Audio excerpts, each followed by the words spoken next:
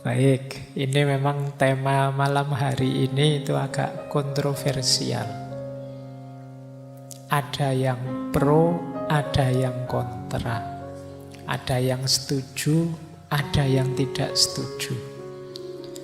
Tapi itu wajar di dunia ilmiah, di dunia akademik.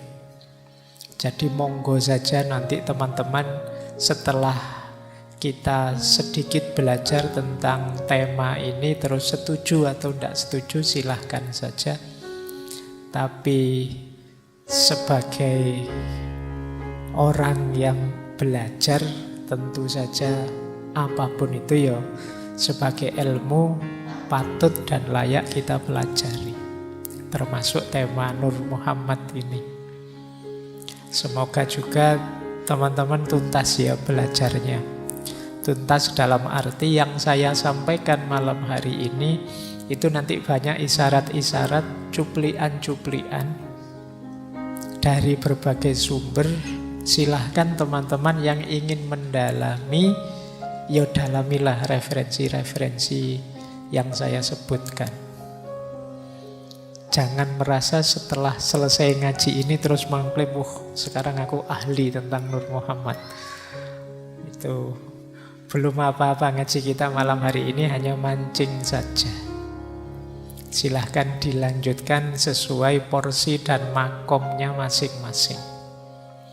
Dan saran saya jangan setengah-setengah. Kadang-kadang ilmu itu yang setengah-setengah membahayakan. Saya tiba-tiba ingat ada cerita wayang itu ya. Ketika Raden Abimanyu putranya Arjuna tewas. Di antara sebab dia mengalami bencana tewas itu karena belajarnya setengah-setengah. Jadi saat itu dia ini punya kemampuan bisa menembus satu strategi perang yang jarang orang bisa menembus. Strategi perang ini namanya Cakravyuha. Itu dia bisa masuk dalam jebakan strategi perang itu, cuma ilmunya setengah. Karena ini strategi ini luar biasa, tidak sembarangan orang bisa masuk. Kalau yang sudah bisa masuk menembus, dia tidak sembarangan orang bisa keluar. Nah, cuma Raden Abimanyu ini ilmunya cuma setengah. Dia tahu caranya masuk, tapi tidak tahu caranya keluar. Pada akhirnya dia tewas. Kenapa? Karena saat itu dia belajar dari ayahnya, Raden Arjuna. Cara belajarnya unik. Jadi dia diajari oleh ayahnya sejak dalam perut ibunya. Jadi Raden Arjuna mendiktekan cara mengatasi strategi itu saat dia dalam perut. Sayangnya waktu didikte oleh Raden Arjuna, tengah-tengah mendikte, ibunya ngantuk. Jadi pas bagian menyerang, menerobos, dia bisa. Tapi pas bagian keluar dari kepungan, ibunya tertidur. Ya ibunya tertidur ya karena dia dalam perut ibunya ikut tertidur. Akhirnya ilmunya setengah. Nah itu mungkin pesannya, ya kalau belajar jangan setengah-setengah. Atau kalau masih setengah ya jangan gaya dulu. Jadi kalau masih belum mateng ya matengkan dulu. Baik, mau ngomong Nur Muhammad malah cerita wayang. Kita mulai ya pelan-pelan belajar tentang materi Nur Muhammad malam hari ini. Ini nanti akan bertaburan istilah-istilah sufistik, mohon dimaklumi. Kalau malam hari ini belum tertangkap ya direnungi, mungkin kalau ada rekamannya diulang-ulang. Bismillah ya, kita mulai. Ambil nafas dulu sebentar. Oke. Nah, saya awali dari pengertian, nanti pendalaman-pendalaman. Ini namanya memang unik, Nur Muhammad. Istilah ini secara umum masyhur di dunia tasawuf, biasanya dipahami sebagai makhluk Allah yang paling awal paling tinggi, paling mulia, paling utama. Jadi setiap kata itu nanti jadi definisi dan penjelasannya. Dia paling awal, paling tinggi, paling mulia, dan paling utama.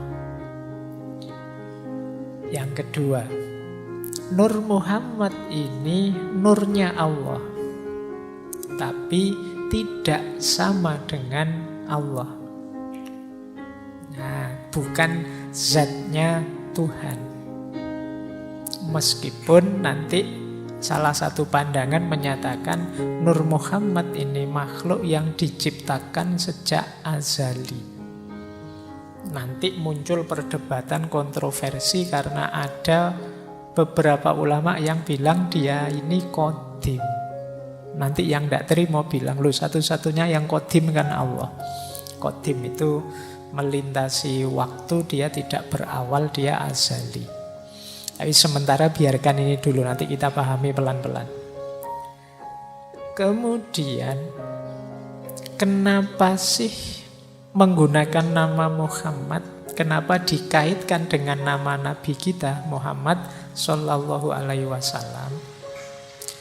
Karena tidak ada satu makhluk pun di dunia ini yang bisa merepresentasikan Nur Muhammad ini secara sempurna selain kekasihnya yang namanya Muhammad.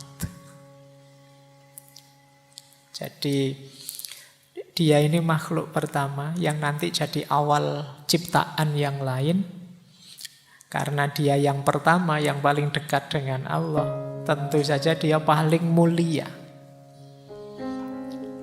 Nah, yang bisa menerjemahkan nur ini secara purna paripurna itu ya Nabi Muhammad.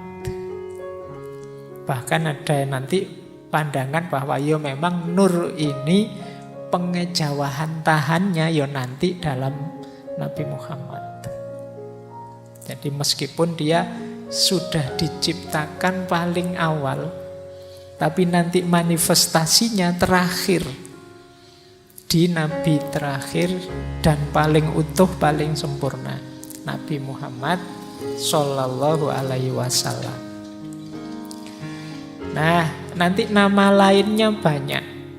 Kalau ini bisa teman-teman baca di Futuhatnya Ibnu Arabi. Ada kolam a'la, ada akal awal, ada amrullah, ada ar-ruh, ada al-malak, ada ar-ruh al-ilahi, ada ruh al-qudus, ada hak al-makhluk bih, ada yang ini mungkin teman-teman pernah dengar, syajaratul baidho. Syajaratul baidho itu pohon cahaya. Kenapa pakai istilah pohon cahaya? Karena Nur Muhammad ini seperti satu pohon yang darinya keluar banyak ranting dedaunan, yang itu analogi atau isyarat dari semua makhluk yang lain nanti keluarnya melalui Nur Muhammad ini.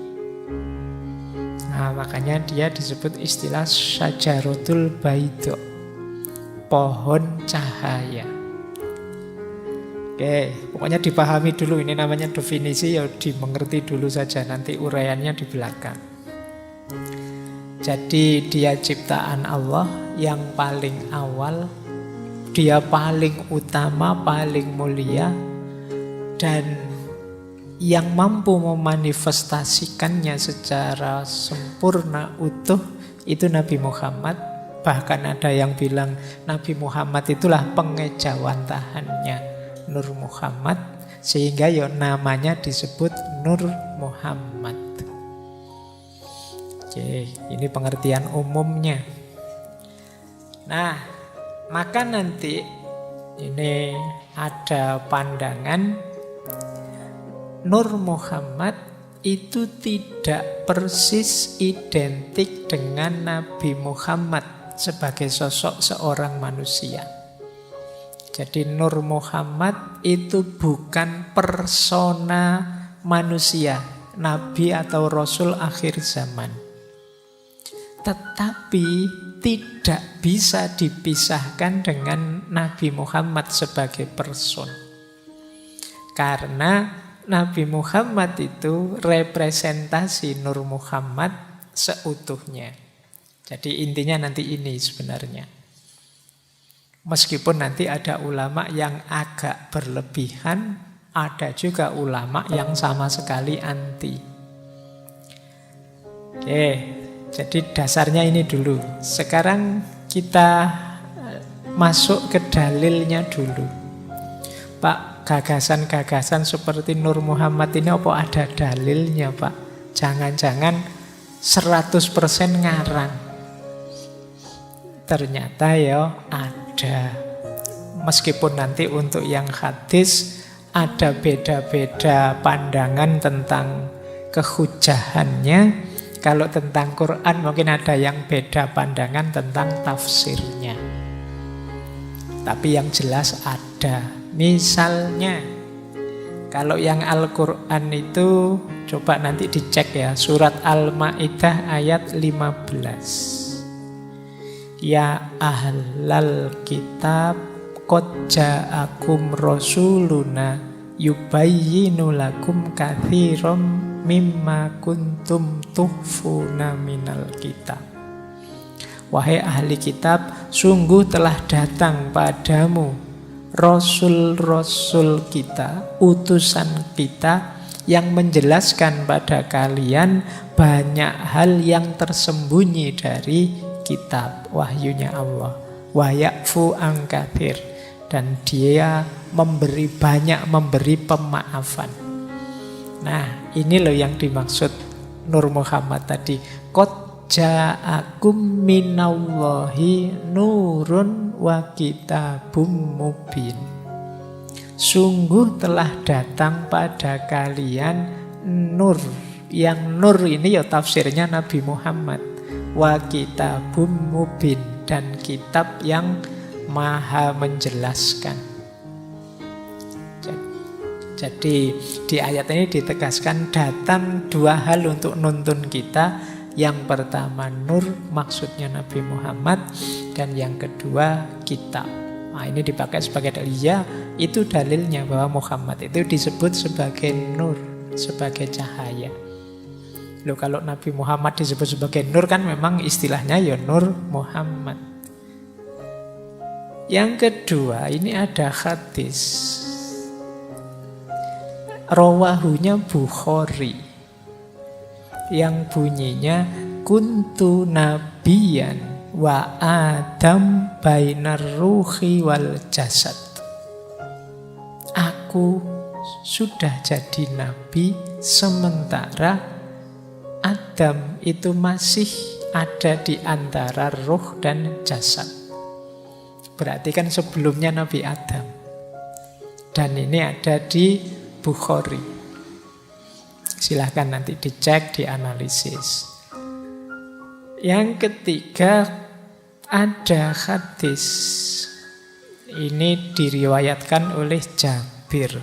Cuma saya mengambilnya dari kitabnya Syekh Nawawi Al-Bantani, Madarijus Syu'ud ila Iktisa'il Burud. Yang artinya begini, saya langsung baca artinya ya. Kalau saya ngomong Arab terus kamu roaming nanti. Jadi ini hadis dari Jabir. Satu ketika Rasulullah ditanya tentang awal sesuatu, apa sih Rasulullah yang pertama diciptakan oleh Allah? Kemudian Rasulullah menjawab, sesungguhnya Allah menciptakan sebelum segala sesuatu nuru nabiyika, nurnya nabimu. Faja'ala dzalikan nur yaduru bil kudrah. Kemudian menjadikan nur itu beredar, berputar dengan kodratnya sesuai kehendaknya Allah. Dan saat itu belum ada waktu waktu, belum ada lauhil mahfud, wala kolam, belum ada kolam, belum ada surga, belum ada neraka, belum ada malaikat, belum ada manusia, belum ada jin, belum ada bumi, belum ada langit, belum ada matahari, belum ada rembulan. Nanti kalian cek ya hadis ini. Ini juga kontroversi, ada yang membantah, ada yang membenarkan. Dari sisi sanad, silahkan yang ahli hadis membahas itu. Tapi yang jelas ada ternyata yang jadi pijakan naklinya. Baik, kita lanjutkan ya. Ini materinya agak panjang banyak, jadi kalian ambil nafas agak panjang malam hari ini. Saya khawatirnya menangkapnya setengah-setengah, jadi sekalian saya tuntaskan. Nah, selanjutnya satu ayat yang paling banyak dipakai untuk menjelaskan Nur Muhammad ini, ya ini ayat surat An-Nur ayat 35. Ini pernah saya bahas di sesi ngaji filsafat yang judulnya Filsafat Cahaya. Silahkan dicari, saya tidak akan menjelaskan detail. Yang bunyinya Allahu nurus samawati wal ard mathalu nurihi kamishkatin fiha misbah, dan seterusnya. Semoga yang istiqomah ngaji ingat ketika sesi filsafat cahaya itu. Ayat ini nanti jadi awal munculnya ide yang puncaknya ide tentang Nur Muhammad. Jadi kita awali dari sini nanti. Baik ya, tidak saya baca full. Ini sudah saya jelaskan satu sesi penuh 2 jam. Kalau saya bahas lagi berarti malam ini bahas itu lagi 2 jam selesai ngajinya. Nah, sekarang kita lanjut. Pokoknya malam hari ini agak serius ini. Lanjut ya. Sekarang genealoginya kalau bahasanya Nietzsche ya. Kita lacak asal usulnya. Perkembangan historis seperti apa munculnya gagasan Nur Muhammad ini. Gagasan ini paling awal banyak disebut diawali dari tafsirnya Syekh Muqatil bin Sulaiman. Syekh Muqatil bin Sulaiman ini dari Balkh. Kadang-kadang nulisnya Syekh Muqatil bin Sulaiman al-Balkhi. Balkh itu ya Afghanistan. Beliau ini sejaman dengan Imam Abu Hanifah. Kalau Imam Abu Hanifah bidang fikih, kalau beliau ini dikenal ya bidang tasawuf dan ahli tafsir. Ada yang bilang beliau ini generasi awal yang nulis tafsir. Di antara tafsirnya yang sangat terkenal itu ya tafsir Al-Kabir. Coraknya memang agak isyari, agak mistik. Nah, hubungannya apa dengan Nur Muhammad? Syekh Muqatil bin Sulaiman inilah yang awalnya menafsirkan Nur di ayat surat An-Nur ayat 35 itu sebagai Muhammad. Jadi misbah yang ada di surat An-Nur ayat 35 itu menurut Syekh Muqatil ya itulah Nabi Muhammad. Cahaya dalam bentuk misbah, misbah itu lampu yang menyinari. Kata Syekh Muqatil ya Nabi Muhammad itu ya peran cahaya itu yang dijalani. Jadi berperan menyinari dunia, yang menuntun manusia menuju sumber cahaya. Jadi Allahu nurus samawati masalu nurihi kamishkatin fiha misbah. Nurnya itu seperti satu ceruk yang di dalamnya ada lampu. Nah, misbah di situ Kan ada yang menafsirkan Allah, tapi bagi Syekh Muqatil itu Nabi Muhammad. Makanya redaksi selanjutnya dalam ayat la syarqiyah wala gharbiyah. Tidak timur, tidak barat. Itu maksudnya risalahnya Nabi Muhammad itu menyeluruh. Tidak terbangtas bangsa timur saja, apalagi timur tengah saja. Tapi untuk seluruh dunia. La syarqiyah wala gharbiyah.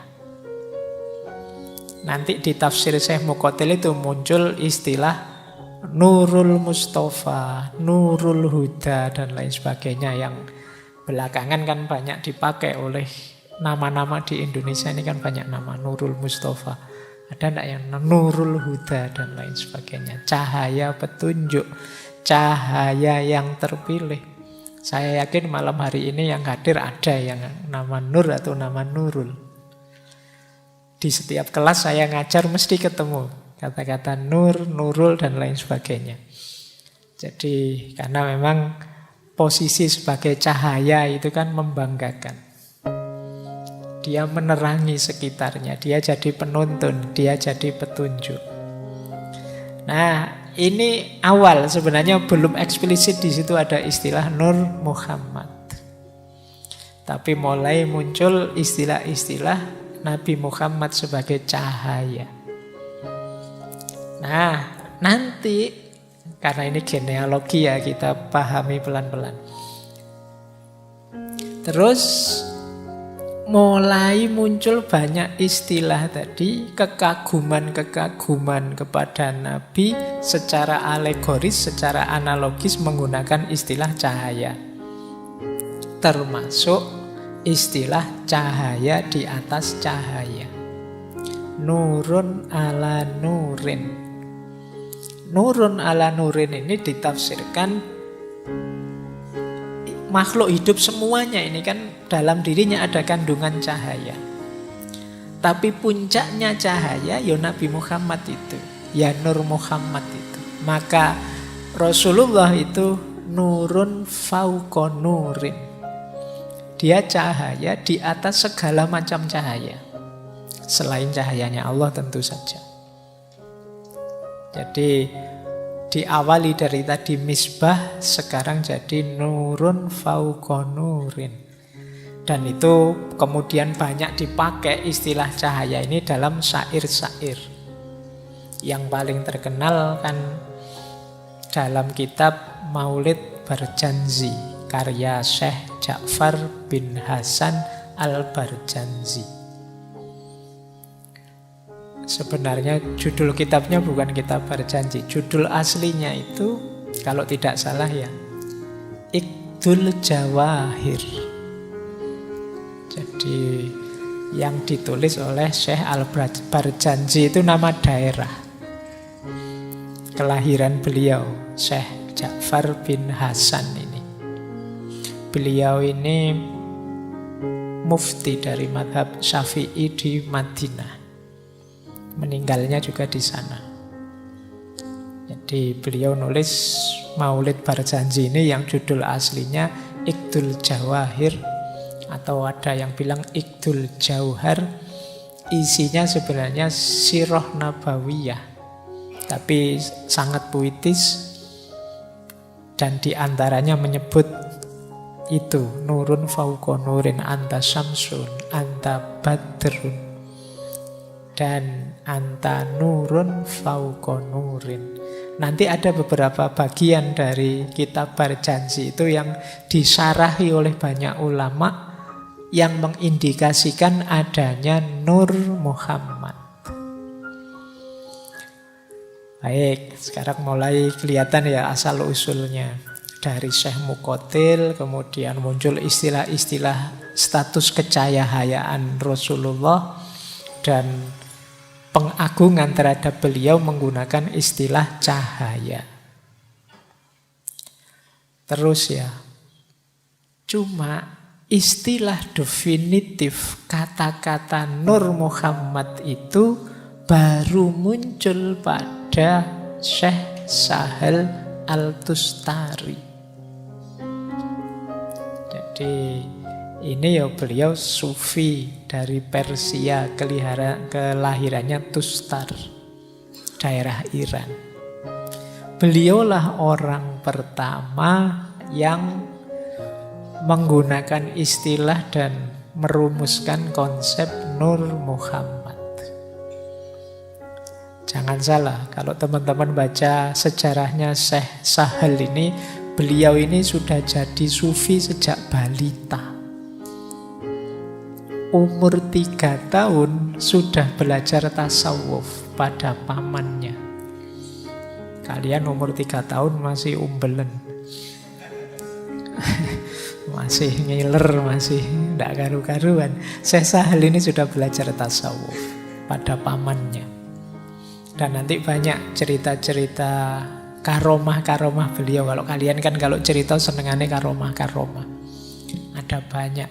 Ada yang bilang beliau ini kuat tidak makan sampai 70 hari. Tidak usah ditanya kenapa begitu.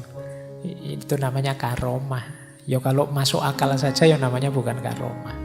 Di antara keistimewaan yang diberikan oleh Allah. Ada terkenal sekali satu ketika beliau berdoa, ya Allah, anugerahilah aku kemampuan melihat rasa lapar sebagai rasa kenyang, demikian juga sebaliknya. Karena baik rasa lapar maupun rasa kenyang itu semuanya darimu. Nah itu menarik ya kalau pakai teori pikiran kemarin, apa-apa ya dari pikiran sebenarnya. Kan banyak cerita-cerita orang itu bisa tidak makan apa-apa karena terjebak di mana. Saya pernah baca zaman penjajahan Jepang itu ada orang yang karena terkurung di jadi romusa, tidak ada makanan, sampai yang dimakan itu pasir dan batu bata. Sehingga sampai merdeka pun dia masih punya kemampuan makan batu bata itu. Loh ternyata bisa.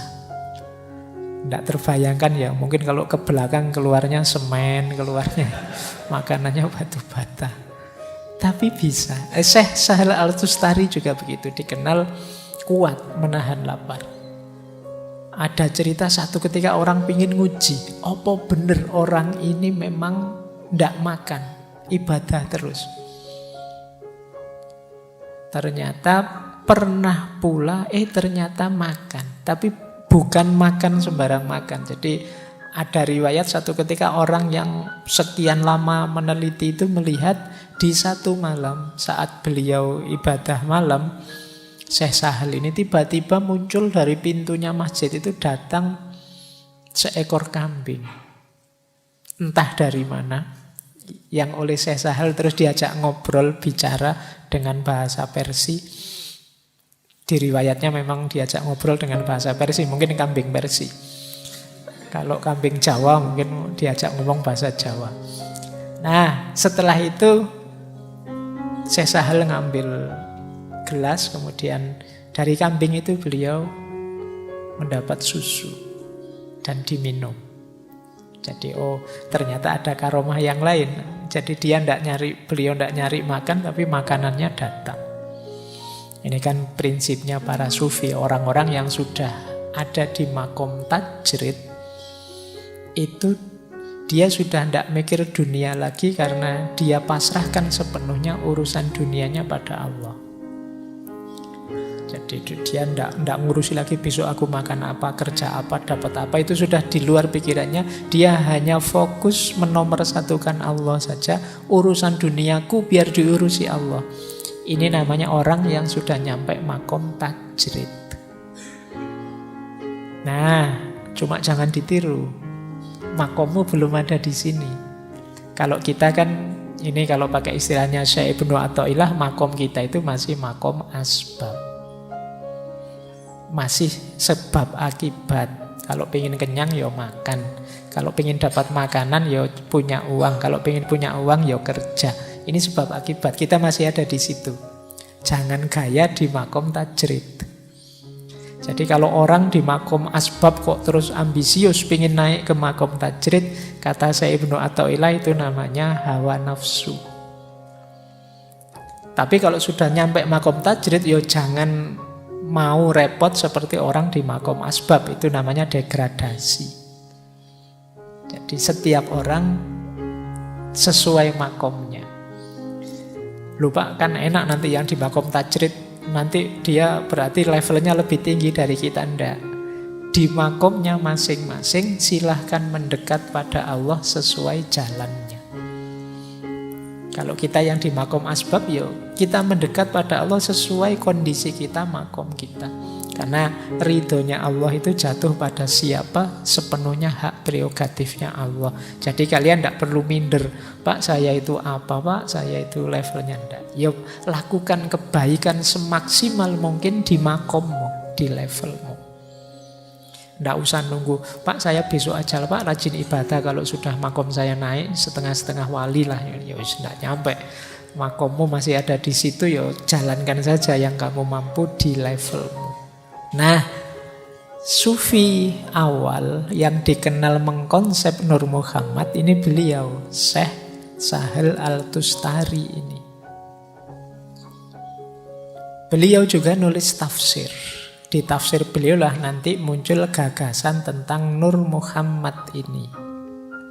Jadi menurut Syekh Sahal Al-Tustari, ini konsep-konsep yang saya jelaskan di awal tadi banyak ngambil antara lain dari konsep awal Syekh Sahal Al-Tustari ini.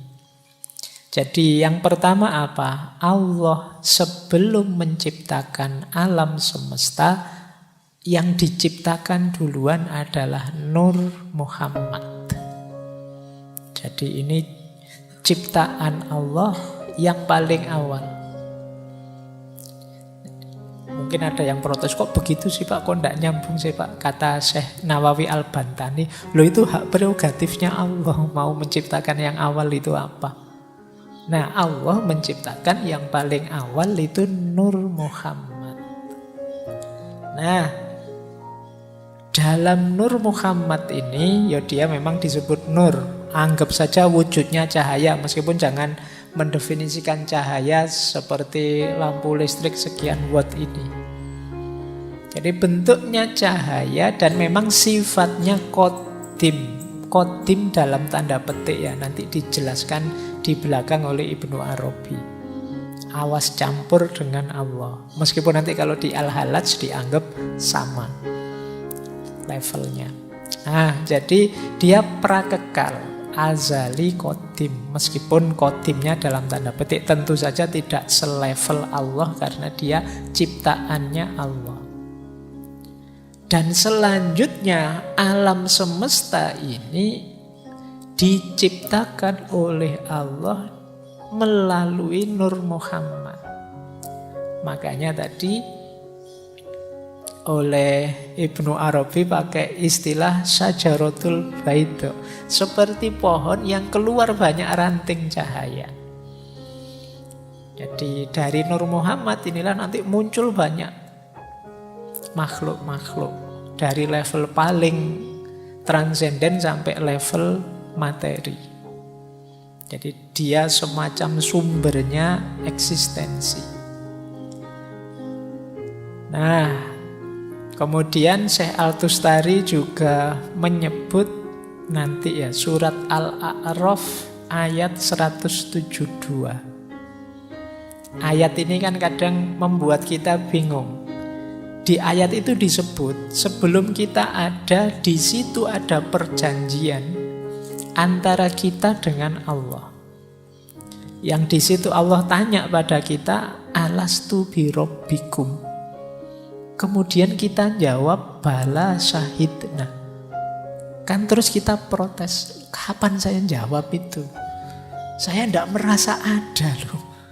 Kok katanya dulu ada terus jawab. Nah, kalau di tafsirnya Syekh Tustari ini yang jawab itu ya Nur Muhammad. Dia potensi yang nanti melahirkan kita. Cikal bakal yang dari situ muncul kita. Bahkan dalam tafsirnya, dalam ceritanya Nur Muhammad ini begitu diciptakan dia sujud pada Allah sekian ribu tahun. Jadi Makanya saat itu ada perjanjian. Oke, makhluk akan lahir semua, tapi sebelum dimunculkan diajak berjanji. Jadi semacam disuruh syahadat dulu. Ditanya oleh Allah, alastu birabbikum, bala syahidna. Apakah engkau menganggap aku Tuhanmu? Bukankah aku ini Tuhanmu? Terus jawab, bala syahidna. Nah, itu ada yang nafsir, yaitu Nur Muhammad, yang dia potensi semua makhluk nantinya. Nah, oke, nanti Syekh Tustari juga menjelaskan manusia itu ada muridin, ada murodin. Muridin itu sisi fisiknya, kemanusiaan kita. Kalau murodin itu hakikat diri kita yang paling dalam, yang di situ ada Nur Muhammad. Baik, saya lanjutkan ya. Ini masih sejarah, masih kita jelajahi dulu asal-usul dan perkembangan konsepnya. Nah, ini boleh nanti teman-teman cari ya. Ini referensinya Syekh Sahal Al-Tustari, tafsir beliau yang tafsir Al-Quran Al-Azim. Kalimat yang saya kutip antara lain ini, Muhammad yang secara harafiah artinya yang terpuji, diyakini sebagai perwujudan sempurna, cahaya azali yang juga merupakan sumber penciptaan alam semesta, termasuk para nabi dan seluruh keturunan manusia. Ia adalah manifestasi pengagungan sempurna atas zat Allah karena telah menyembah langsung di hadiratnya selama 1 juta tahun ketika masih berbentuk cahaya. Oh, berarti saya tadi keliru bilang ribuan, 1 juta tahun. Meskipun sebenarnya maknanya 1 juta tahun itu bisa kita maknai sangat lama. Ketika bala syahidna tadi. Meskipun eksistensi dan esensi Nur Muhammad bukan eksistensi dan esensi sejati. Kenapa tidak sejati? Karena dia sekedar cahaya yang diciptakan. Tetapi dia adalah cahaya Allah yang memancar darinya sebagaimana sinar dan kehangatan memancar dari matahari. Jadi kalau diibaratkan cahaya matahari, Allah itu mataharinya, cahaya itu Nur Muhammad. Cahayanya adalah Nur Muhammad. Jadi ini pakai ibaratnya Syekh Sahal Al-Tustari. Makanya ya beda. Cahaya matahari dengan matahari kan beda. Tapi dekat. Sangat dekat. Bahkan nyambung. Nanti seluruh cahaya, seluruh terang di muka bumi ini ya muncul dari situ. Oke, ini tokoh kedua yang disambungkan dengan Nur Muhammad.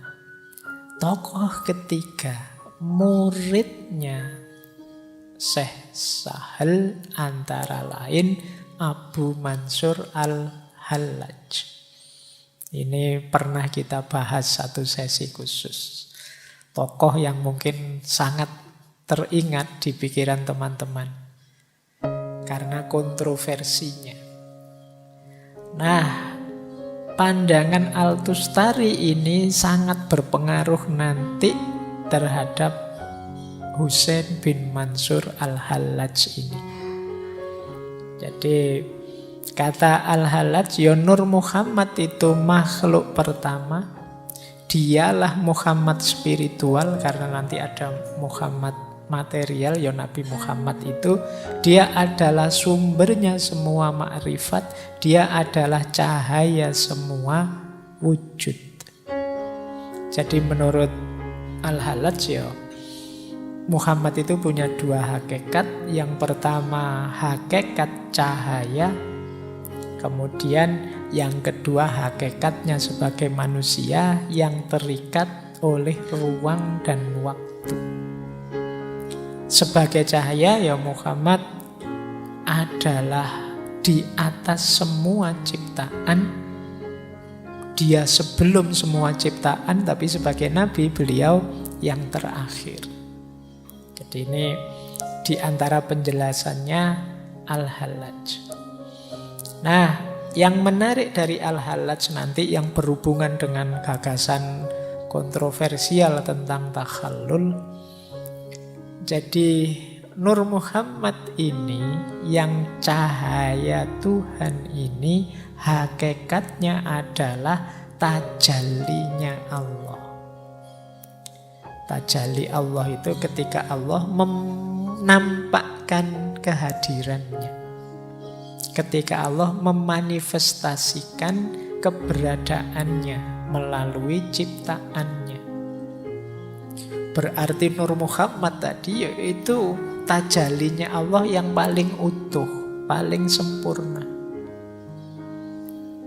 Jadi berarti apa? Orang yang mendapat Nur Muhammad ini, dia akan punya karakter ketuhanan. Karena karakternya Nur Muhammad ini yang paling mirip dalam tanda petik ya dengan Allah, dengan Tuhan. Karena dia tajallinya Allah yang paling utama, yang paling dekat, yang paling pertama. Dan itu dikutip, boleh teman-teman baca kitab Tawasin bab pertama, itu ada kalimat begini. Cahaya-cahaya kenabian terpancar dari cahayanya, dan cahaya mereka berasal dari cahayanya. Tidak ada cahaya di antara cahaya-cahaya lain yang lebih cemerlang dan lebih terang serta azali selain cahaya pemilik kemuliaan ini. Ini pembukaannya bab 1 kitab Tawasin. Mungkin kalian tidak paham maksudnya, kalian baca saja bolak-balik nanti paham sendiri. Kalau masih belum paham berarti memang makomnya belum nyampe. Itu kalimatnya berentetan cahaya. Oke ya, jadi intinya Nur Muhammad itu tajallinya Tuhan, yang dia ini bisa diperoleh oleh siapa saja. Dan manifestasi paling sempurnanya ya Rasulullah. Orang siapa saja tadi yang mencapai Nur Muhammad, ya kalau para nabi otomatis ya, adalah para wali. Jadi para wali itu orang yang mampu mencapai cahayanya Allah.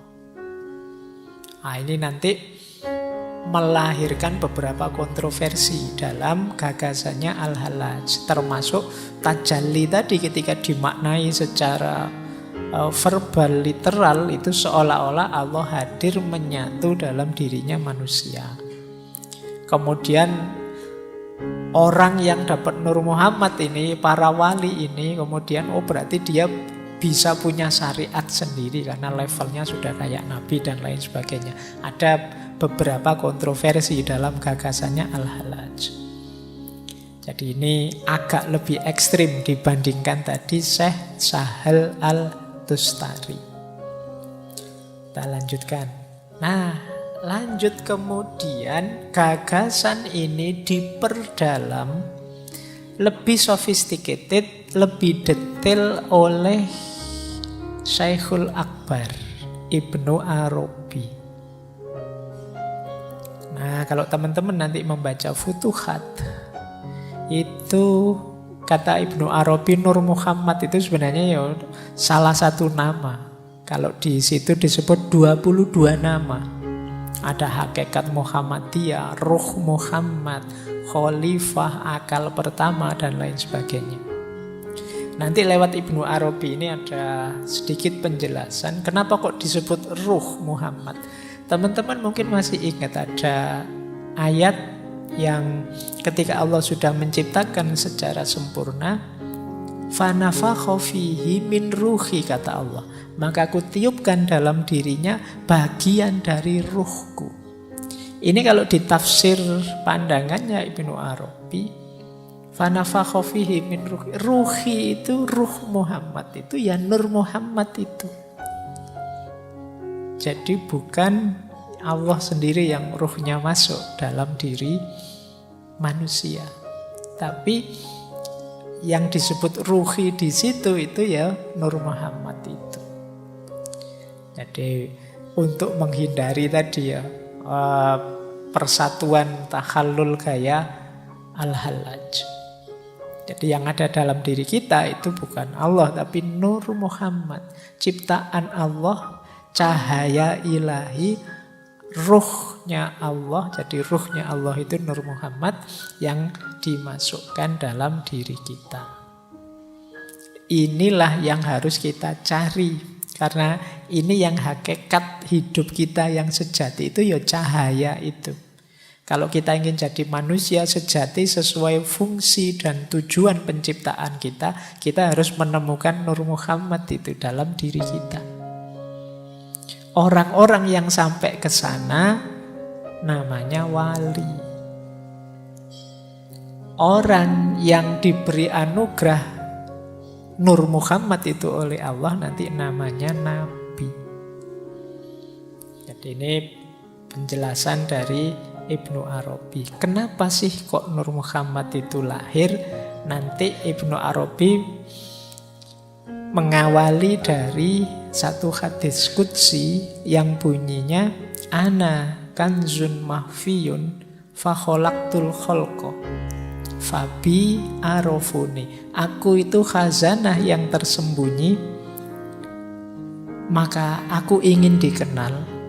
Untuk bisa dikenal apa? Aku menciptakan makhluk. Dan makhluk itulah nanti yang mengenaliku. Jadi kenapa kok Allah menciptakan makhluk? Yang pertama kok nur Muhammad?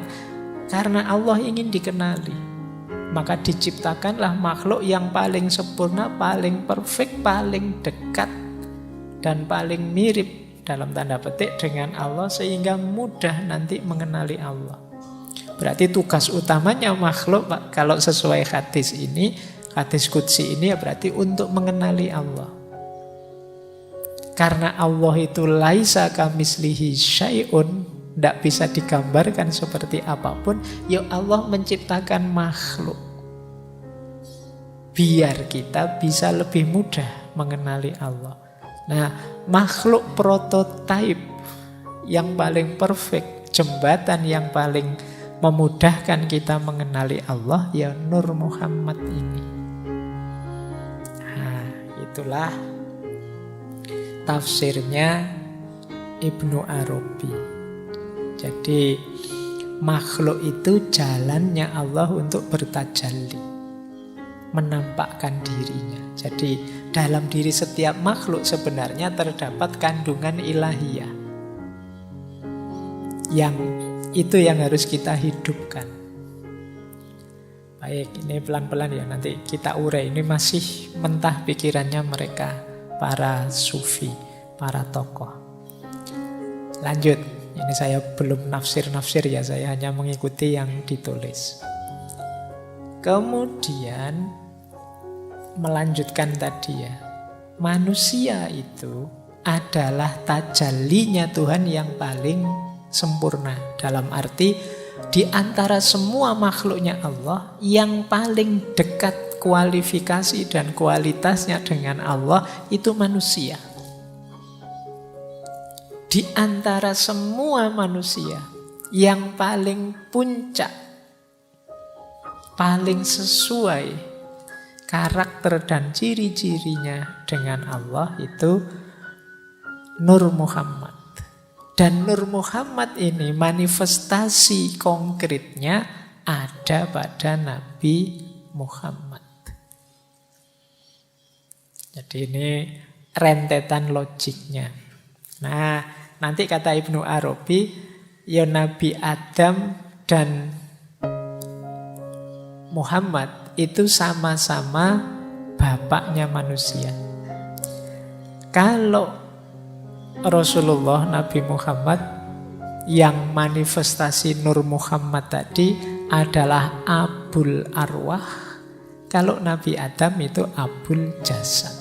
Jadi Bapak rohani kita itu Nur Muhammad, bapak jasmani kita itu Adam. Yang Nur Muhammad itu manifestasi lahiriahnya ya Nabi Muhammad.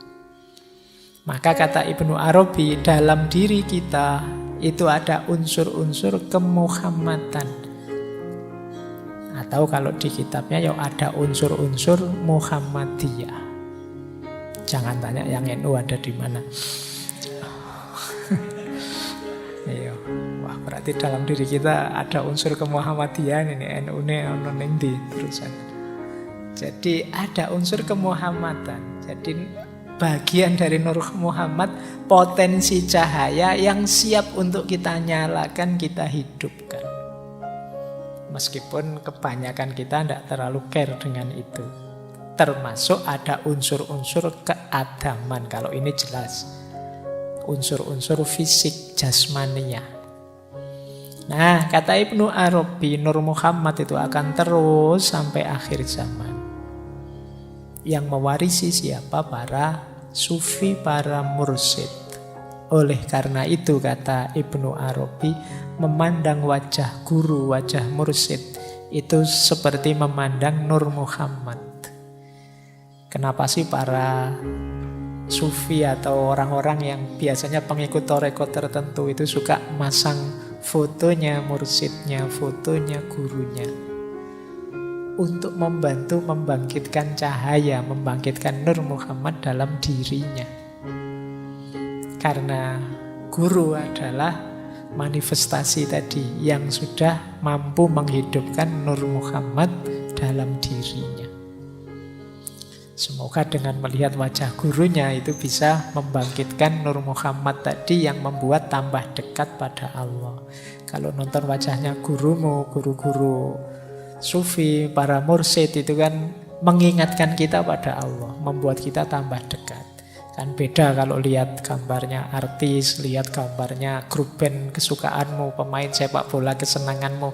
Itu kan kamu terbawa kemana kan pastinya nggak ke Allah. Yang bisa membawamu ke Allah itu kalau lihat gambar-gambar gurumu, antara lain mursyidmu. Jadi kenapa dibalik beliau-beliau itu di dalam dirinya ada Nur Muhammad. Sebagaimana dalam dirimu juga ada potensi cahaya tadi. Jadi biar frekuensimu nyambung dengan frekuensi mereka. Berarti kamu sebagaimana beliau tambah dekat pada Allah. Ini Ibnu Arabi. Kita lanjutkan. Sekarang ke murid beliau, Syekh Abdurrahman Al-Jili. Beliau ini muridnya Ibnu Arabi, masih keturunannya Syekh Abdul Qadir Al-Jilani. Beliau panjang sekali menafsir tentang Nur Muhammad ini. Di antara kitab beliau yang terkenal itu tentang Insan Kamil. Ini kitab yang 2 jilid besar. Yang 2 jilid itu sekitar 53 atau 54 bab. Saya ingat karena nanti di jilid kedua itu di situ ada penjelasan menarik bahwa Aristoteles itu banyak mendapat pelajaran dari Nabi Khidir. Coba kamu cari penjelasan itu di tulisannya Syekh Abdurrahman Al-Jili ini tentang Insan Kamil. Tuh, nyambungnya bagaimana antara Aristoteles dengan Nabi Khidir. Nabi Khidir kan lintas waktu memang. Ya sopo ngerti memang menemui Aristoteles. Dan Aristoteles bisa belajar dari beliau itu berarti punya kapasitas spiritual tertentu. Aristoteles. Kadang-kadang kita aja ketemu Nabi Khidir mungkin tidak kenal. Karena itu tadi frekuensi kita beda. Level kita mungkin tidak nyampe. Tapi kalau bisa sampai belajar ya luar biasa. Jangan-jangan buku-bukunya Aristoteles itu tentang politik, tentang retorika, tentang itu. Jangan-jangan ilmunya Nabi Khidir. Oke, yo. percaya, tidak percaya monggo saja. Tapi ini yang ngomong sekelas beliau, Syekh Abdurrahman Al-Jili. Baik, ada beberapa yang mungkin perlu kita garis bawahi dari Syekh Al-Jili ini. Beliau melanjutkan gurunya tentang tadi ya, kuntu kanzan mahfiyan fa ahbabtu an u'rofa fa khalaqtul khalqa fa bi arafuni. Aku adalah khazanah tersembunyi, kemudian aku ingin dikenal, lalu kuciptakan makhluk. Dan dengan makhluk itu mereka mengenali aku. Nah, kata-kata kholqo tadi, kata Syekh Abdurrahman Al-Jili, tegasnya fa khalaqtul kholqo itu berarti fa khalaqtu Nur Muhammad. Maka aku ciptakan Nur Muhammad yang jadi sebabnya alam semesta. Kemudian nur tadi masuk dalam diri para nabi, para rasul, para aulia, orang-orang soleh yang menjadi cerminnya Allah, yang menggambarkan dirinya, namanya, sifatnya, dan af'alnya. Jadi ini mungkin lebih realistis tafsirnya Syekh Al-Jili. Jadi ya ndak di semua orang, karena mungkin ada orang yang jahat, ada orang yang gelap. Fabi arofuni tadi, dengan makhluk mereka mengenaliku, ya makhluk yang baik, yang soleh, yang dekat dengan Allah, yang sadar ketuhanannya Allah. Dan itu para nabi, para aulia, para ulama yang dalam dirinya Nur Muhammad ini hidup. Dari merekalah orang bisa sadar, bisa kenal tentang Allah. Jadi dari orang-orang soleh, para nabi, para ulama, para aulia, mereka inilah yang menghidupkan Nur Muhammad dalam dirinya. Jadi ini tafsirnya Syekh Abdurrahman Al-Jili. Nah, nanti beliau panjang menjelaskan, oh Nur Muhammad itu setelah Allah menciptakan Nur Muhammad, Allah menciptakan surga neraka, lalu menciptakan wujud ulia, terus menciptakan wujud sufla, dan lain sebagainya. Nur Muhammad itu sendiri akan lahir secara fisik sempurna dalam diri Nabi Muhammad Sallallahu Alaihi Wasallam. Nah, ini tafsirnya Syekh Abdul Karim Abdurrahman Abdul Karim Al-Jili. Lanjut ya. Nah, beliau saya bilang tadi nulis kitab Insan Kamil. Insan Kamil ini adalah perwujudan Nur Muhammad. Dan hanya Nabi Muhammad yang bisa disebut insan kamil yang hakiki. Nabi-nabi yang lain ya memang perwujudan insan kamil. Para ulama, para aulia iya, mungkin dalam diri kita sedikit iya.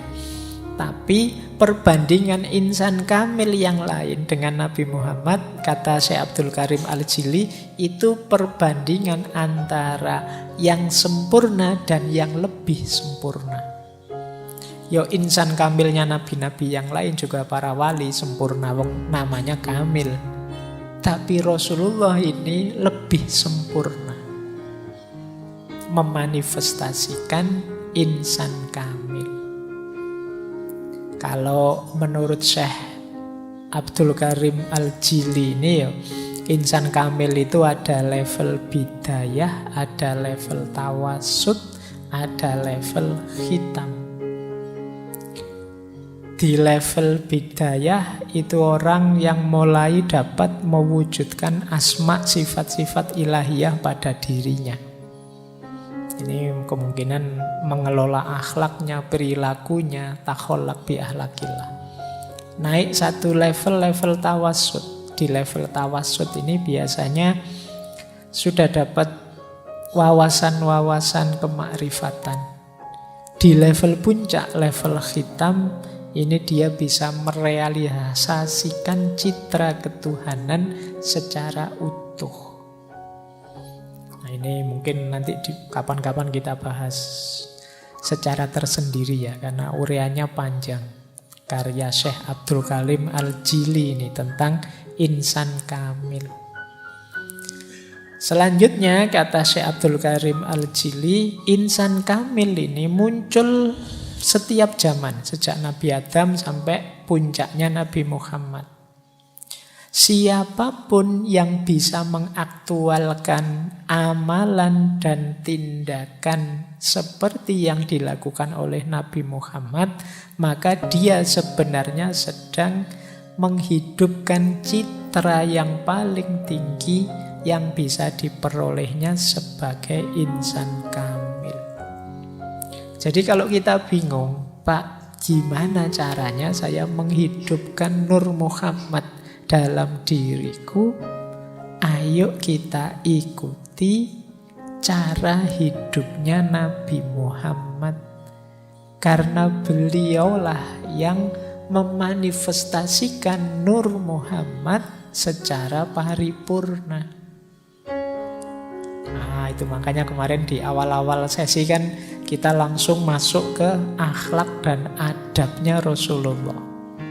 Loh, penting kita hidupkan itu dalam rangka, yaitu caranya untuk menyalakan, menghidupkan Nur Muhammad dalam diri kita.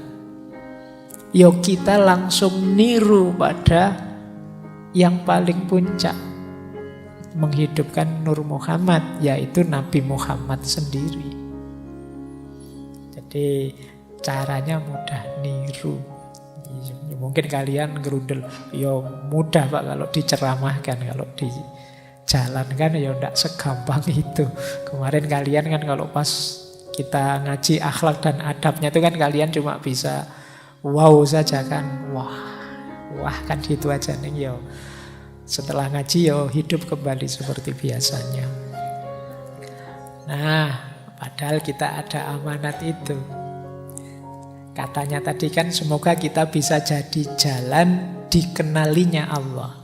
Karena kita diciptakan itu antara lain Allah menciptakan makhluk itu untuk Allah agar dikenali.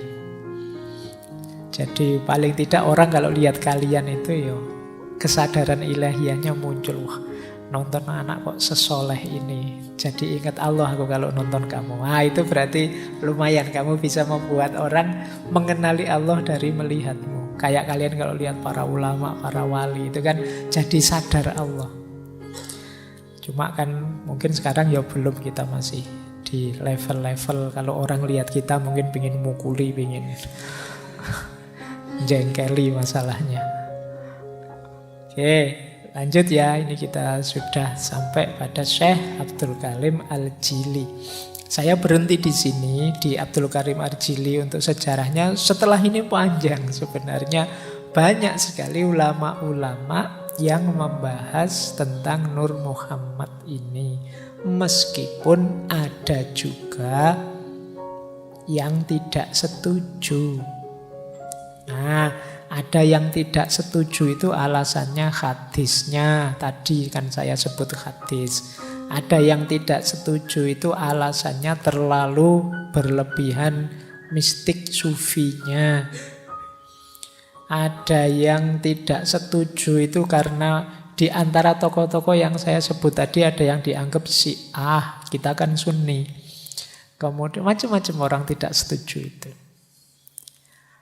Baik, ya tidak apa-apa kan tadi saya bilang setuju tidak setuju monggo saja. Tapi ini sebagai konsep, ini bagian yang khas. Kalau dalam tradisi tasawuf namanya tasawuf falsafi. Dalam tradisi filsafat Islam ini salah satu isu yang khas dalam filsafat Islam. Oke, sejarahnya sudah ya. Sekarang kita masuk ke konsep-konsep, teori-teori yang jadi implikasi Nur Muhammad tadi. Implikasi itu berarti kalau kita meyakini Nur Muhammad, terus apa yang terjadi? Ada pandangan-pandangan apa sebagai implikasinya?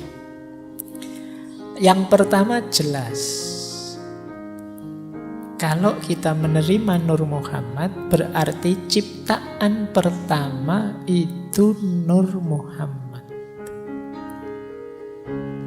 Yang itu mungkin polanya berbeda dengan yang kita pahami selama ini. tentang ciptaan itu kan dalam Islam ada 3 teori penciptaan itu. Ada teori kun, penciptaan dari tiada, kun fayakun. Ini kan paling sering kita pakai. Allah itu ya pingin apa-apa tinggal kun fayakun. Ada model faid. Faid itu emanasi. Jadi emanasi itu pelimpahan. Faid itu dalam bahasa Persia itu kadang nulisnya faiz. Jadi saya pernah ke Iran itu ada tulisan besar sekali faiz itu. Aku GR, aku terkenal di sini. Ternyata itu faid, jadi pelimpahan, emanasi. Emanasi itu logika sederhananya makhluk itu tercipta dengan cara melimpah. Mungkin sulit kalian membayangkan melimpah itu ya. Melimpah itu karena gini loh. Sesuatu kalau kun fayakun kan kayak sulapan. Abracadabra ada, terus kun fayakun. Apa saja terus yang diinginkan Allah hadir ada. Kalau melimpah itu, karena ini para filosof biasanya tidak mungkin ada sesuatu tercipta tanpa ada bahan dulu sebelumnya. Pasti ada bahannya. Loh, kalau begitu ciptaan itu juga apapun itu ada bahannya. Lah kalau ciptaan paling awal, sebelum ada apa-apa, bahannya apa terusan? Karena tidak ada apapun, ya tentu saja yang ada hanya Allah saja. Berarti ya bahannya ya Allah itu. Berarti apa? Melimpah dari dirinya Allah. Jadi ciptaan itu ya sumbernya Allah juga. Makanya ciptaan itu berjenjang. Kenapa? Ya kalau sumbernya Allah kan tidak mungkin termasuk yang jelek-jelek juga sumbernya Allah. Yang levelnya bawah seperti materi kan tidak mungkin. Nah, berarti apa? Ya nanti berjenjang. Limpahan pertama, limpahan kedua, limpahan ketiga, dan seterusnya.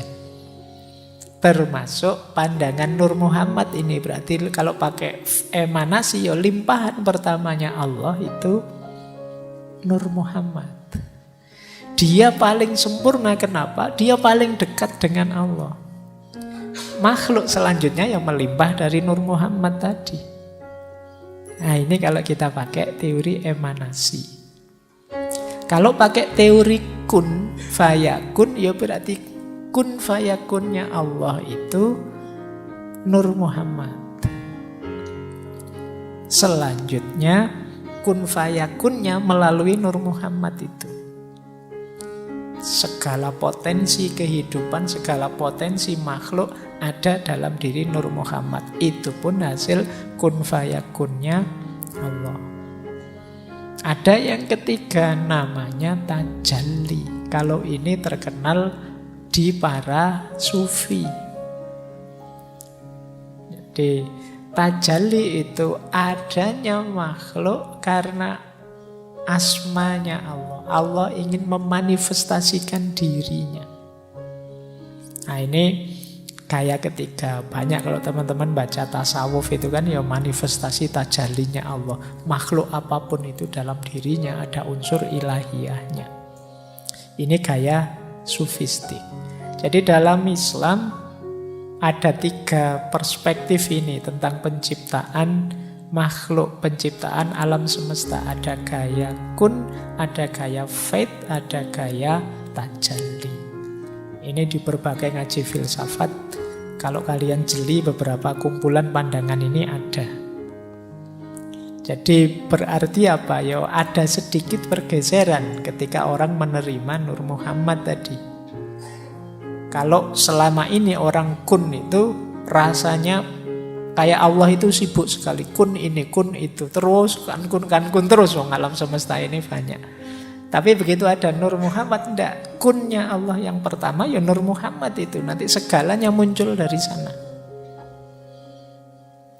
Ada lagi versi faith. Kalau faith itu ya limpahan Allah yang pertama, ya karakter Muhammad tadi.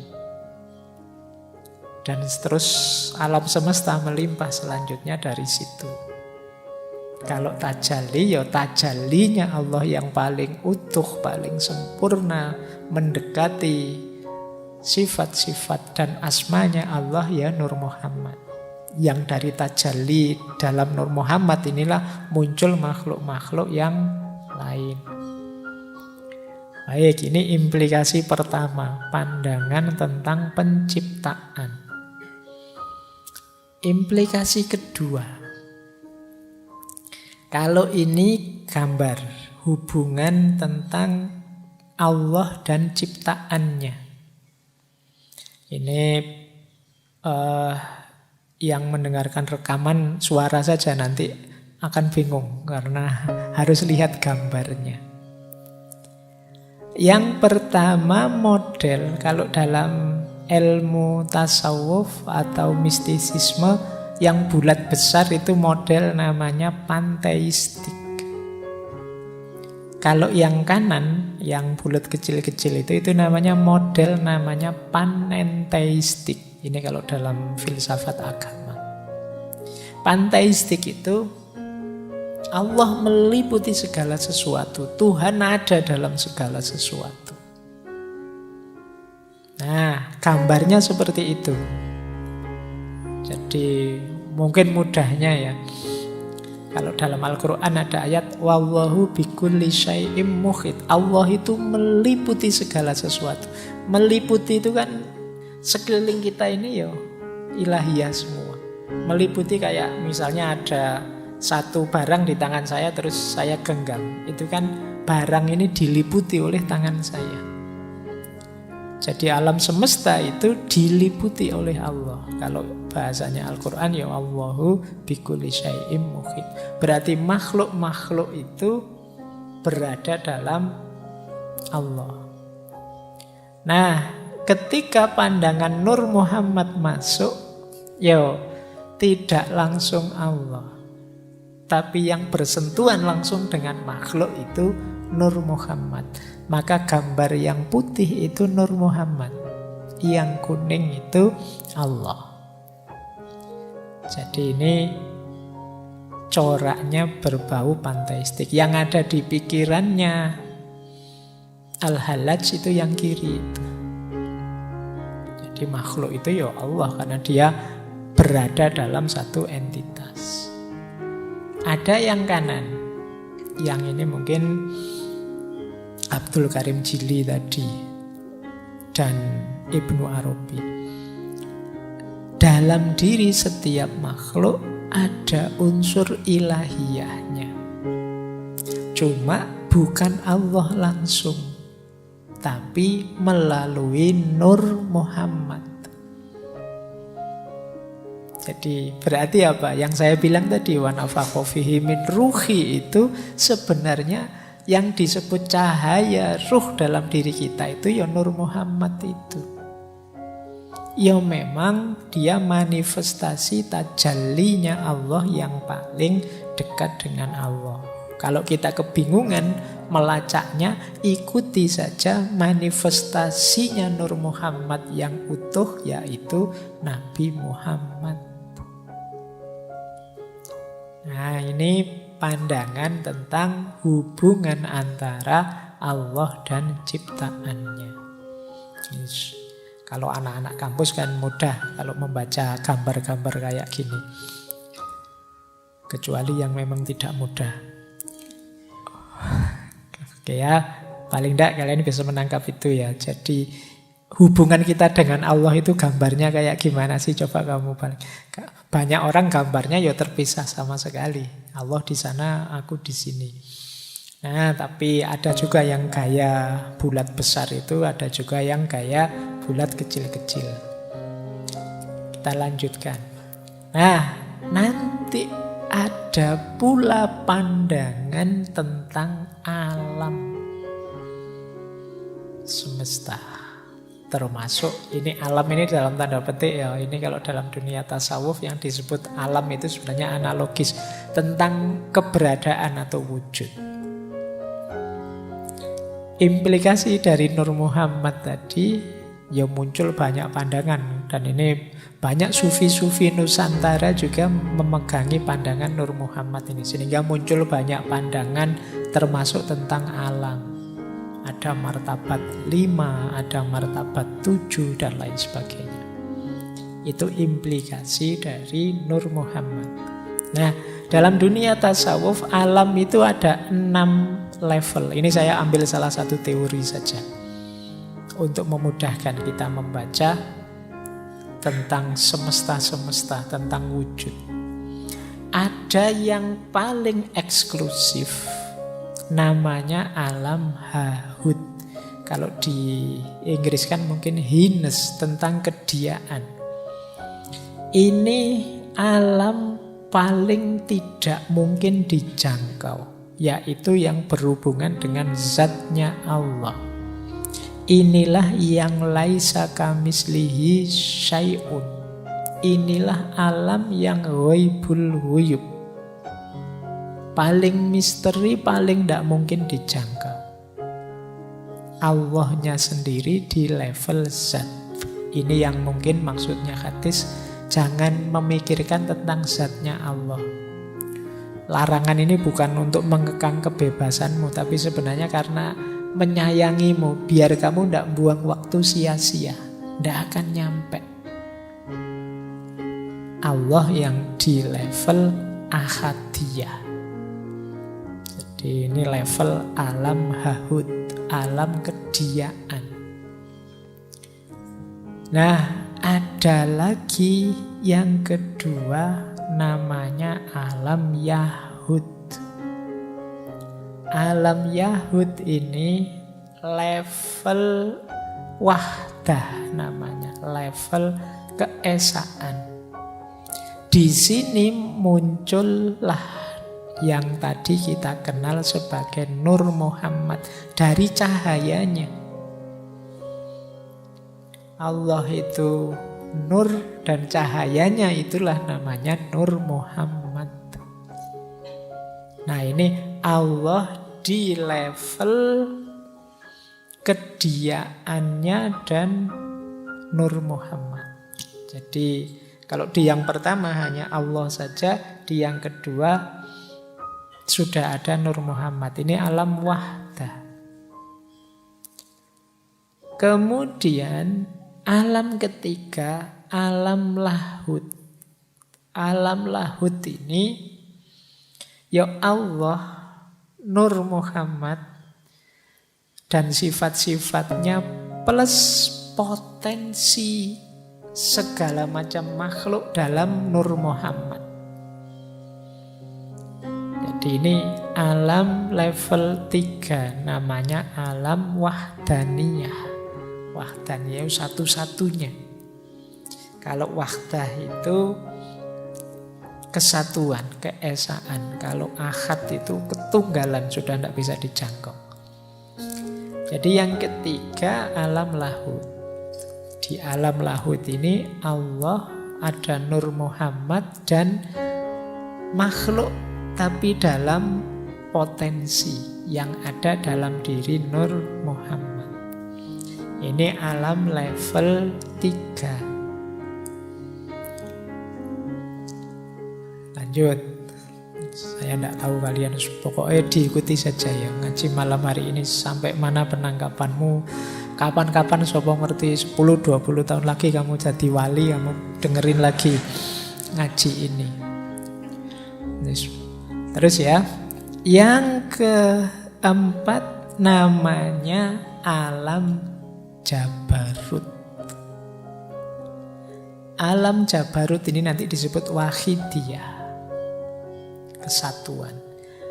Dari kata-kata Jabar, Jabar itu kekuasaannya Allah. Nah, kalau tadi makhluk itu potensial, sekarang makhluk itu lahir dalam bentuk jiwa secara umum. Di sini nanti ada Lauhil Mahfud, ada Ummul Kitab, ada kolam. Ini di alam Jabarut ini. Nah, inilah nanti yang oleh Allah, alastu birabbikum, terus dijawab bala syahid. Ini dalam bentuk jiwa-jiwa secara umum, masih belum ada materi. Dari alam Jabarut nanti turun, ada namanya alam malakut. Alam malakut ini jiwa-jiwa tadi sudah punya bentuk, tapi masih imateri. Jadi di sini nanti ada jiwanya binatang, jiwanya tumbuhan, ini jiwanya manusia, ini jiwamu, ini jiwa. Ini adanya di alam malakut. Yang paling akhir alam nasut. Alam nasut itu alam materi. Jadi disinilah nanti jiwa-jiwa tadi masuk dalam jasad, dalam wadah yang sudah disiapkan sebelumnya. Oh, ini pandangan tentang Nur Muhammad ini ya ternyata ada implikasinya dalam level-level alam. Itu mungkin kita menyebutnya dimensi. Alam yang banyak berlipat-lipat. Ada alam Hahut, Yahud, Lahut, Jabarut, Malakut, dan Nasut. Ini mungkin kalau pakai bahasa hari ini multiverse-nya tasawuf. Jadi hari ini kan rame tentang multiverse itu kan, berlipat-lipatnya alam. Ternyata ya di tasawuf sudah lebih duluan punya teori tentang alam yang berlipat-lipat. Jadi hidup ini ternyata tidak sekedar yang kita jalani dan nanti sesudah mati. Ternyata ada banyak level-levelnya. Oke, jadi ini pengaruh terhadap pandangan tentang alam. Lanjut. Kemudian pengaruhnya terhadap pandangan tentang sejarah. Teman-teman mungkin akrab dengan kalimat laulaka ya Muhammad ma khalaqtul aflaq. Hadis qudsi. Atau ada yang bilang laulaka ma khalaqtul aflaq. Kalau bukan karena engkau Muhammad, aku tidak akan menciptakan alam semesta ini. Ini sering dimaknai betapa cintanya Allah pada Muhammad. Tapi ini dalam konteks Nur Muhammad, ini mempengaruhi pembacaan kita terhadap sejarah. Jadi versi Nur Muhammad ini berarti sejarahnya manusia, sejarahnya Bani Adam, itu hakikatnya adalah sejarah Muhammadiyah. Enggak usah takut NU meneh. Saya bilang Muhammadiyah mesti bayanganmu NU. Sejarah kemuhammadan. Jadi Bani Adam, Nabi Adam itu sekitar 6.000-an tahun sebelum Masehi, 600 ribuan sekian itu kan di Ibnu Katsir. Itu sebenarnya sejarah Muhammad. Ini menjelaskannya susah. Bayangkan gini wis. Film tentang siapalah superhero yang kamu senang siapa? Misalnya film tentang Iron Man. Sutradaranya pengen bikin film Iron Man. Itu kan detail peristiwa, fasilitas, barang, siapa penjahatnya dan lain sebagainya disiapkan dengan fokus pada Iron Man-nya kan. Jadi kalau film ini semacam tokoh utamanya, hero-nya. Jadi semua cerita, semua fasilitas, semua narasi itu sebenarnya mendukung sang hero ini. Itu kan kalau film. Loh, kisahnya tentang Nur Muhammad dan Nabi Muhammad dalam hidup ini mirip seperti itu. Jadi Allah itu sangat cinta pada Nabi Muhammad, maka diciptakanlah alam semesta. Dalam rangka apa? Mensukseskan manifestasi Nur Muhammad dalam diri Nabi Muhammad tadi loh. Yang itu diawali pelan-pelan sejak Nabi Adam, memuncak sampai Nabi Muhammad. Mungkin kamu tanya, tapi kok Nabi Muhammad ditaruh belakangan, Pak? Loh yo lakon itu kan yo datangnya belakangan. Kalau hero itu kan yo mosok datang paling awal. Biasanya kalau sudah masalah memuncak, beliau hadir. Jadi termasuk hadirmu, siapapun kalian, itu dalam rangka mengikuti irama naskah cerita kemuhammadan tadi. Maka sadari kemuhammadanmu itu, ikuti ritmenya tokoh utama ini loh. Karena dialah yang jadi fokusnya Tuhan. Jadi dia yang paling dicintai, yang dibuatkan cerita, mudahnya begitu. Biar kelihatan betapa sempurnanya Nur Muhammad dalam diri Nabi Muhammad, ya segala narasi, segala cerita disesuaikan. Yang cerita awal diawali sejak Nabi Adam dengan segala dinamikanya nabi-nabi selanjutnya sampai 124.000 seperti kemarin. Dan puncaknya, hero-nya dalam tanda petik ya tokoh utamanya muncul pada diri Nabi Muhammad. Jadi cerita hidup kita, cerita hidupnya Bani Adam itu hakikatnya adalah cerita tentang Muhammad.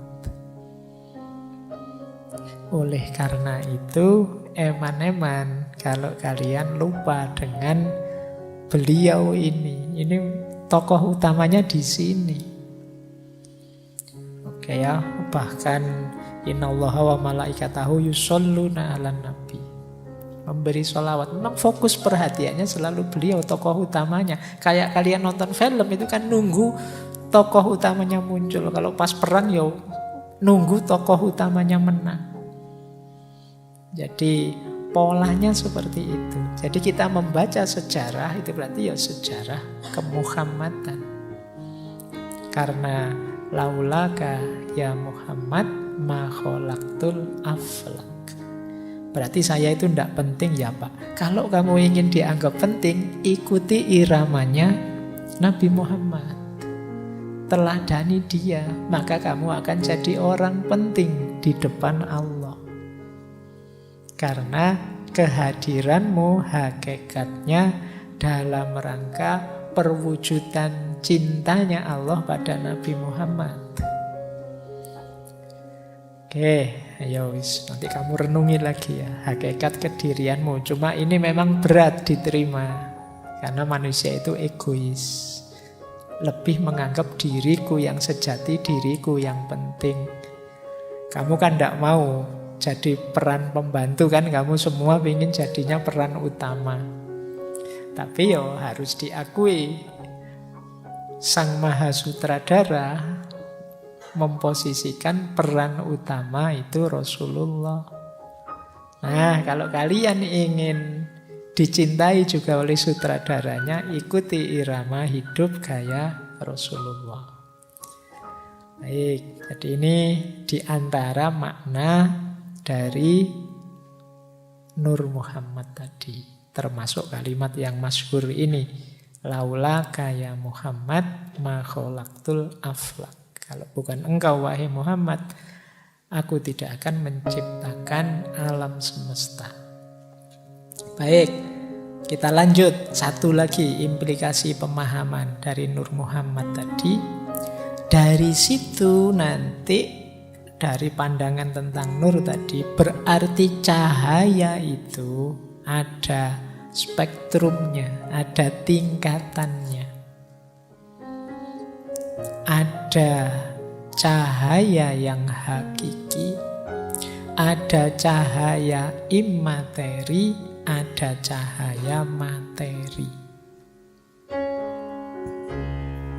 Ini kita lihat ya, ini menjelaskannya pelan-pelan. Saya kasih contoh saja. Cahaya yang paling bawah misalnya, cahaya materi. Materi itu berarti yang fisik. Fisik yang mengikuti ritme cahaya. Misalnya kebaikan.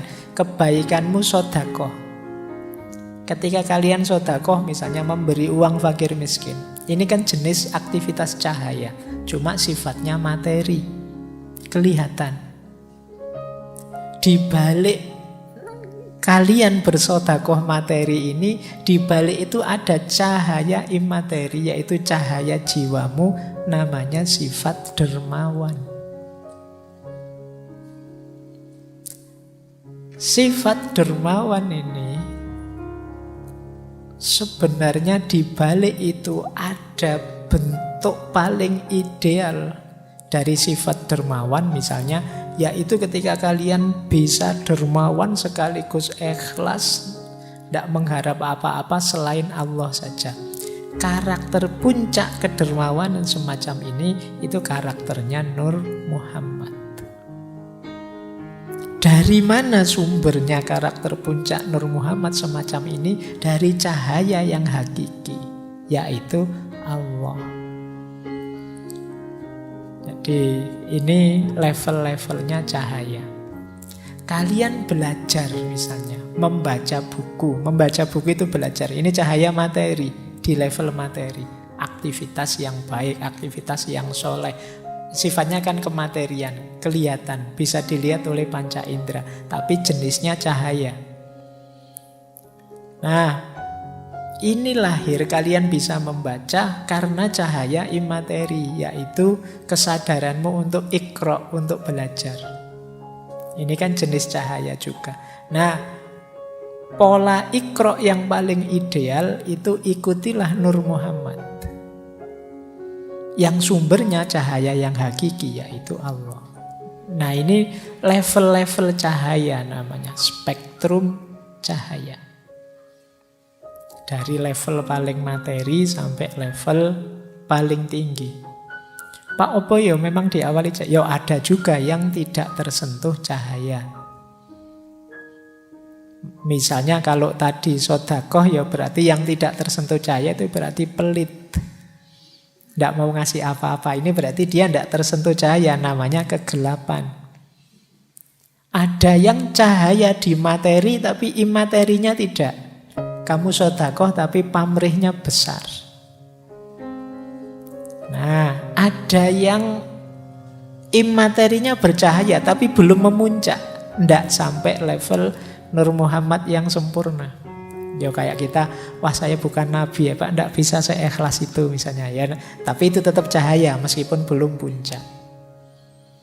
Jadi yuk kita berusaha memuncak. Nah, jadi ini tingkat-tingkatan cahaya namanya. Oke ya. Nanti diulang lagi, didengarkan. Ada banyak contoh tentang ini dalam hidupmu. Jadi kalau ingin mencahayai hidupmu secara sempurna, ya cahaya materi dinyalakan, cahaya imateri dalam dirimu dihidupkan, dipuncakkan sampai level Nur Muhammad. Oke, lanjut. Saya tutup malam hari ini dengan pandangannya Imam Nawawi. Tadi sudah saya singgung sedikit pendapatnya Imam Nawawi Al-Bantani. Kan banyak kontroversi-kontroversi tentang Nur Muhammad ini. Kata Imam Nawawi, kalau ada orang kok rewel, tidak mau menerima konsep ini, ya tidak apa-apa. Tapi kata beliau, konsep Nur Muhammad itu kan tidak sulit sebenarnya dipahami. Karena dia statusnya adalah makhluknya Allah, bukan Allah kok. Dia itu ciptaannya Allah yang pertama sebelum menciptakan makhluk lainnya. Keimanan kita, kata Syekh Imam Nawawi Al-Bantani, kepercayaan kelompok Ahlus Sunnah wal Jamaah tidak akan cacat, ternoda, terkontaminasi atau sesat hanya karena mempercayai konsep Nur Muhammad. Kepercayaan kepada Nur Muhammad tidak membuat kita jatuh pada lubang tasbih atau musyrik, menyerupakan Tuhan atau menyatukan Allah dengan Nur Muhammad. Nur Muhammad ini statusnya makhluk, tidak sama dengan Allah. Hanya saja makhluk yang paling utama, yang paling mulia, yang paling penting di hadapan Allah. Dan itu kan hak prerogatifnya Allah untuk menciptakan makhluk yang paling awal siapa dan apa. Nah, ini komentarnya Imam Nawawi Al-Bantani. Itu kitabnya sudah saya tulis, silakan dicari. Kitabnya bisa di-download gratis, tapi bahasa Arab. Ya, judulnya Madarijus Su'ud ila Iksa'il Burud. Isinya mensyarah Barzanji. Baik, terakhir, saya tidak berani panjang-panjang. Ini ulama-ulama yang membahas Nur Muhammad. Jadi banyak kok ulama yang mengulas ini. Mulai Syekh Abdul Qadir Jailani, Syekh Abdullah Arif, Imam Jalaluddin As-Suyuti dan gurunya Jalaluddin Al-Makhalli melalui kitab Jalalain, Imam Qostolani, Imam Zarqoni, tadi Syekh Ja'far Barjanzi, Syekh Yusuf An-Nabhani, ini kakeknya Syekh Taqiyuddin An-Nabhani yang HTI. Tapi ini kakeknya, beliau ini sufi. Kemudian Syekh Nawawi Al-Bantani, ini Indonesia ya. Syekh Nuruddin Ar-Raniri, Syekh Abdul Rauf Singkili, Syekh Abdus Somad Falimbani, Syekh Muhammad Nafis Al-Banjari, Syekh Daud Al-Fattani, Fattani itu Padang. Tuan Guru Haji Ahmad bin Haji Yusuf bin Abdul Karim Kelantan. Allamah Abu Abdullah As-Syekh Muhammad bin Ahmad Illisi. Ada yang membaca Ilyusi. Ini beliau yang mensyarah, menghasiah kitab Barzanji. Kemudian Syekh Muhammad Basri Al-Manzalawi, Syekh Sayyid Usman bin Abdullah bin Yahya, Syekh Muhammad bin Ismail Daudi Al-Fatani, Syekh Zainal Abidin Al-Fatani, Syekh Ahmad bin Muhammad Zain Al-Fatani, Syekh Usman bin Syiabuddin Pontianak Al-Funtiani, Syekh Abdul Hamid bin Ali Kudus. Dan sebenarnya masih banyak. Ini untuk mengingatkan saja, banyak ulama-ulama yang membahas dan menerima konsep Nur Muhammad ini. Yo, sebagian besar memang dari tradisi tasawuf. Ini saya sebut ini dalam rangka sopo ngerti ada yang bingung nyari judul tesis. Bisa nyari bahan di situ. Nur Muhammad menurut siapa, kan biasanya ngono. Silahkan kalau ada yang ingin membahas. Baik, saya kira malam hari ini itu ya. Saya tidak bisa menangkap sejauh mana kalian bisa memahami materi malam hari ini. Tapi paling tidak sedikit-sedikit semoga kita mulai ngerti. Oh, itu tuh yang dimaksud Nur Muhammad itu, yang banyak didiskusikan dan sering membawa kontroversi-kontroversi. Oke, teman-teman, setuju atau tidak setuju itu hak masing-masing orang, jangan gegeran. Perbedaan itu sunnatullah.